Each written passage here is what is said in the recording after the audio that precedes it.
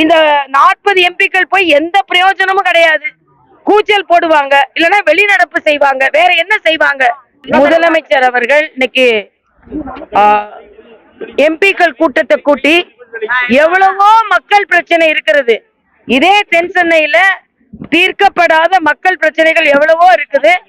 ஆனா இல்லாத தொகுதி வரைமுறையை பற்றி வரையறையை பற்றி பேசி அதுக்கு கலாட்டா செய்யுங்க, அதுக்கு நீங்க கோரிக்கை வைங்கன்னு சொல்லி ஏற்கனவே தொகுதி வரையறை வரும்பொழுது பாராளுமன்றத்தில் விவாதம் இருக்கும், சர்வ கட்சி கூட்டங்கள் நடக்கத்தான் செய்யும்.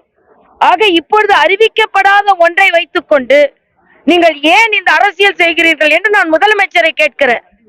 இந்த 40 எம்பிக்கள் போய் எந்த பிரயோஜனமும் கிடையாது. கூச்சல் போடுவாங்க, இல்லைன்னா வெளிநடப்பு செய்வாங்க, வேற என்ன செய்வாங்க? ஆக தொகுதியில எவ்வளவு பிரச்சனை இருக்குது, நாட்டுல எவ்வளவு பிரச்சனை இருக்குது, பெண்களுக்கு பாதுகாப்பு இல்லாத பிரச்சனை இருக்கிறது, நீங்க ஒரு பொங்கல் பரிசு கூட கொடுக்க முடியாத பிரச்சனை இருக்கிறது. அதனால் முதலமைச்சர் அவர்கள் இந்த அவரின் தோல்விகள் அத்தனையும் திசை திருப்புவதற்காக இந்த தொகுதி வரையறையை அவர் எடுத்துக்கொண்டிருக்கிறார்.